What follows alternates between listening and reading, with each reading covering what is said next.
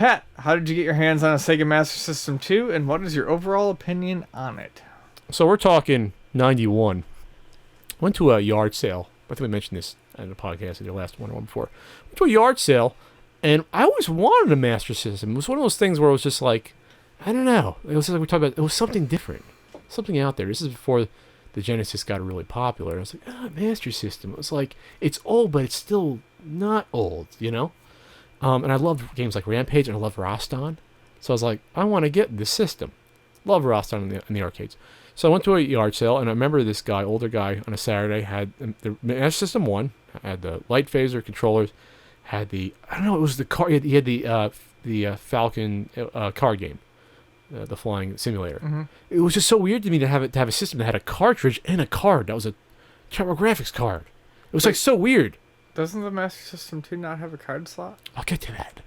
Okay. So it just kind of was cool how the system had that, and it looked different than the NES. It looked sleeker design. So there was like 10, 12 games with it at least. The guy wanted to turn my money, was unsure. Next day I go to my dad, hey Dad, I want to go back and get it for me. And of course my dad goes back and it's gone. Went to the Toys R Us. At this point in 91, you couldn't even find a Master System anywhere. You could at Kitty City, which we'll get to. But by 91, Child's World. Kitty City where I was. But Yeah, I know. Well, I know. But at my Toys R Us, remember they had the light up display cabinets at Toys R Us where they'd have like RC cars and some, yeah. and they would have the one with the game consoles all set up, and sitting in there for 5 years was their Master System. And so I remember they wanted only like $60 for it. They wanted like half the price, I guess, a Master System cost, but they couldn't guarantee it'd work if you bought the display model. So my dad was very conservative about it. He's like, with money, he's like, I'm not going to take the chance. It probably worked. Sure. So I didn't get that. So went over to Kitty City. Well, I know Kitty City in Edison, New Jersey. I think now it's TJ Maxx, unfortunately. I get misty-eyed just thinking about Kitty City because it was so much better than Toys R Us. Anyway, they had Master System 2 there. I ended up getting it. I think my parents bought it for me for that Christmas.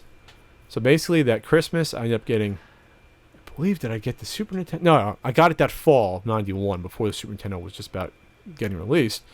And then that Christmas, I got Roston, and I got Rampage before that.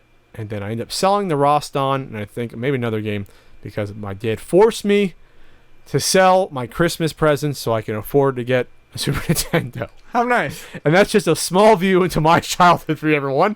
But the Master System 2, I remember really enjoying Rampage on it. And I did play Alex Kidd in Miracle World. Let's maybe go into that more later on a nice couch. On a nice couch? Yeah.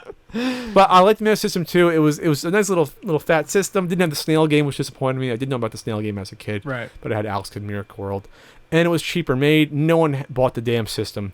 The Master System 2 was bought like 14 people. You can't find them. It took me a while to find one with the box on eBay because I wanted to get the one with the box. Finally got it. Decent price. There's no reason to get the Master System 2. Just get the Master System 1.